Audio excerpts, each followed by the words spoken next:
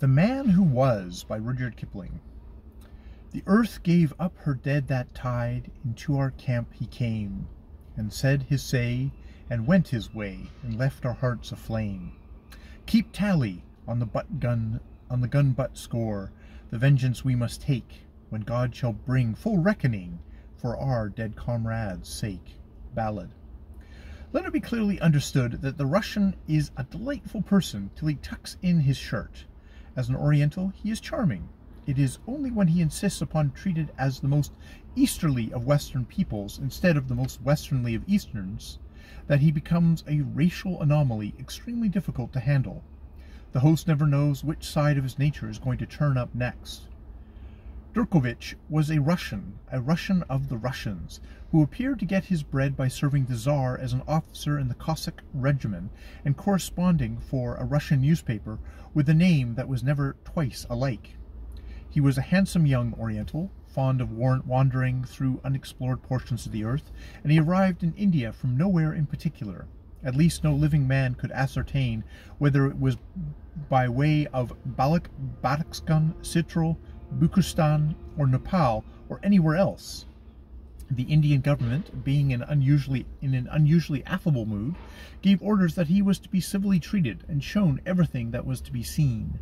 So he drifted, talking bad English and worse French, from one city to another, till he foregathered with His Majesty's White Hussars in the city of Peshawar, which stands at the mouth of that narrow sword-cut in the hills that men call the Khyber Pass.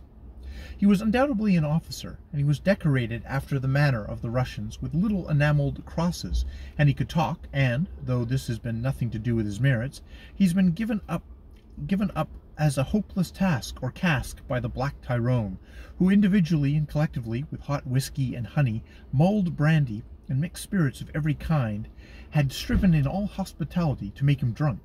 And when the Black Tyrone, who are exclusively Irish, failed to disturb the peace of a head of the foreigner, that foreigner is certain to be a superior man.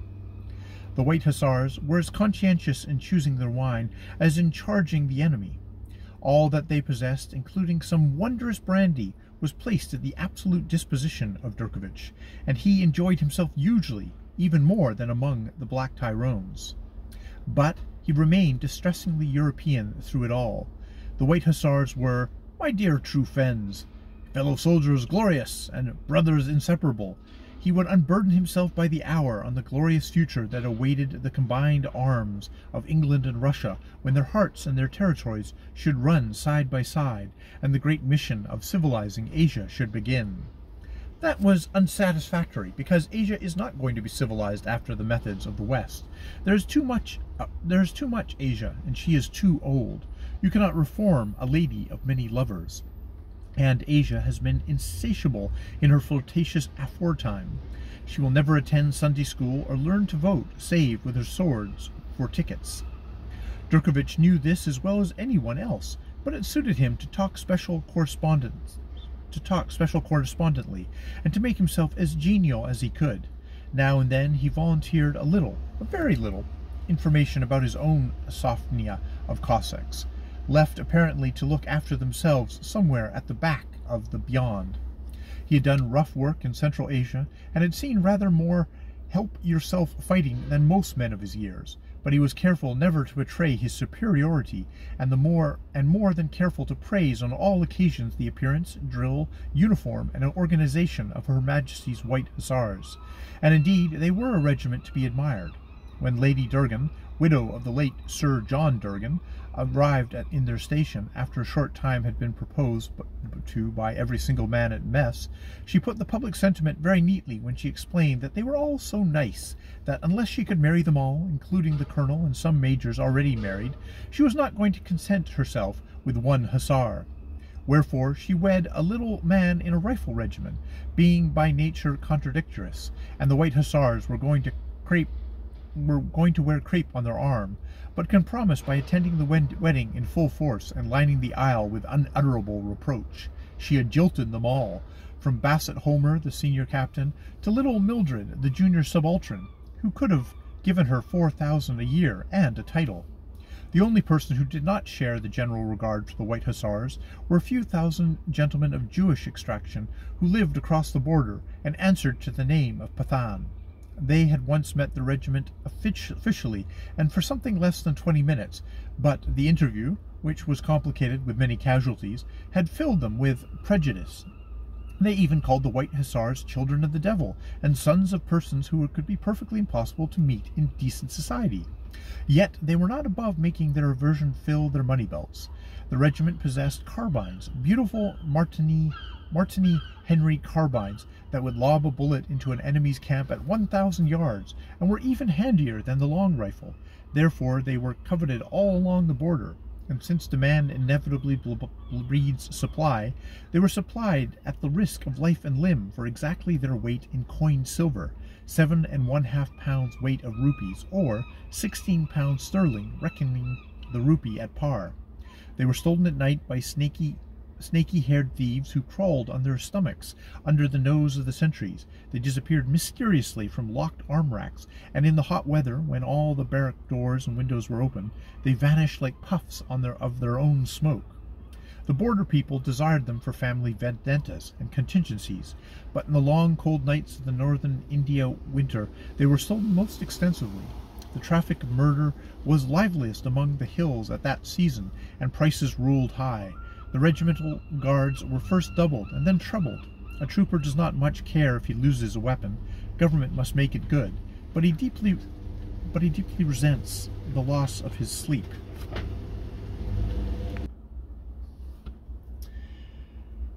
The regiment grew very angry, and one rifle thief bears the visible marks of their anger upon him to this hour. The incident stopped the burglaries for a time, and the guards were reduced accordingly, and the regiment devoted itself to polo with unexpected results, for it beat by 2 goals to 1 that very terrible polo corps of the Lashkar Light Horse, though the latter had 4 ponies apiece for a short hour's fight, as well as a native officer who played like a lambent flame across the ground.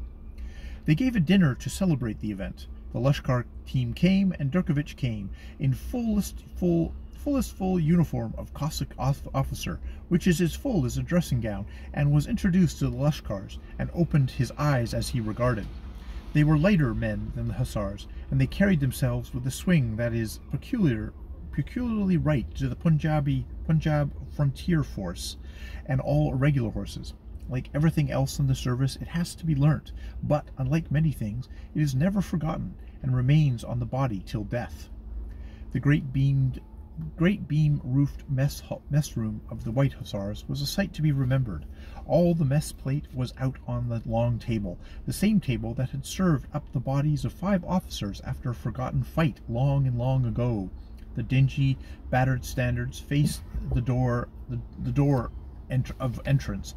Clumps of winter roses lay between the silver candlesticks, and the portraits of eminent officers deceased looked down on their successors from between the heads of Sambur, Nigala, Mahor, and pride of all the mess, 2 grinning snow leopards that had cost Bassett Homer 4 months' leave that he might have spent in England instead of on the road to Tibet, and the daily risk of his life by ledge, snowslide, and grassy slope. The servants in spotless white muslin, and the crest of the regiment on the brow of their turbans, waited behind their masters, who were clad in the scarlet and gold of the White Hussars, and the cream and silver of the Lashkar's light horse. Dickovich's dull green uniform was the only dark spot at the board, but his big onyx eyes made up for it. He was fraternizing effusively with the captain of the Lashkar team, who was wondering how many of Durkovich's Cossacks, his own dark, wiry-down countrymen, could account for in a fair charge, but one does not speak of these things openly. The talk rose higher and higher, and the regimental band played between the courses, as is the immemorial custom, till all tongues ceased for a moment, and with the removal of the dinner slips and the first toast of obligation, when an officer rising said, "Mr. Vice, the Queen," and the little Mildred from the bottom of the table answered, "The Queen, God bless her," and the big spurs clanked as the big men heaved themselves up and drank the Queen upon whose pay they were falsely supposed to settle their mess bill. That sacrament of the mess never grows old, and never ceases to bring a lump into the throats of the listener, wherever he be, by sea or by land. Durkovich rose with his brothers glorious, but he could not understand. No one but an officer can tell what the toast means, and the bulk have more sentiment than comprehension. Immediately after the little silence that follows on the ceremony, there entered the native officer who had paid for the Lashkar team. He could not, of course, eat with the mess, but he came in at dessert, all 6 feet of him, with the blue and silver turban atop, and the big black boots below.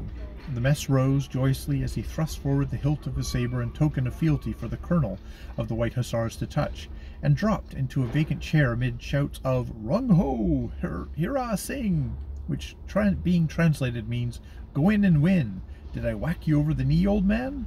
Risar Sahib, what the devil made you play that kicking pig of a pony in the last 10 minutes? Shashib, Risar Shashib." Then the voices of the colonel. "The health of the Risar Hira Singh." After the shouting had died away, Hira Singh rose to reply, for he was the cadet of a royal house, the son of a king's son, and knew what was due on these occasions. Thus he spoke in the vernacular. "Colonel Sahib and officers of this regiment, much honor have you done to me. This will I remember. We came down from afar to play you, but we were beaten. No fault of yours, Risar Sahib. Played on your own ground, you know. Your ponies were cramped from the railway. Don't apologize. Therefore, perhaps we will come again if it be so ordained. Hear, hear, hear, hear, indeed. Bravo, hish, when we play you afresh. Happy to meet you, till there are left no feet upon our ponies. Thus far for sport." He dropped one hand on his sword hilt, and his eye wandered to Durkovich lolling back in his chair. "But if by the will of God there arise any other game which is not the polo game, then be assured, Colonel Sahib and officers, that we'll play it out side by side, though they," again his eye sought Durkovich, "though they, I say, have 50 ponies to our 1 horse." And with a deep-mouthed rung-ho that sounded like a musket butt on the flagstones, he sat down amid leaping glasses. Durkovich, who had devoted himself steadily to the brandy, the terrible brandy aforementioned, did not understand, nor did the unexpurgated translations offer to him at all to convey the point. Decidedly Hira Singh's was the speech of the evening, and the clamour might have continued to the dawn had it not been broken by the noise of a shot without that sent every man feeling at his defenceless left side. Then there was a scuffle and a yell of pain. "Carbine stealing again," said the adjutant, calmly sinking back in his chair. "This comes of reducing the guards. I hope the sentries have killed him." The feet of the armed men pounded on the veranda flags, and it was as though something was being dragged. "Why don't they put him in the cells till the morning?" said the colonel testily. "See if they've damaged him, sergeant." The mess sergeant fled out into the darkness, and returned with troopers and a corporal, all very much perplexed. "Caught a man stealing carbines, sir," said the corporal. "Leastway, he was crawling towards the barracks, sir, past the main road sentries, and the sentry says, sir—" The limp heap of rags upheld by the 3 men groaned. Never was seen so desolate and demoralized an Afghan.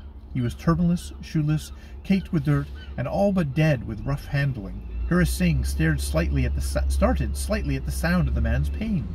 Durkovich took another glass of brandy. "What does the sentry say?" said the colonel. "Says he speaks English, sir," says the corporal. "So you brought him into the mess instead of handing him over to the sergeant?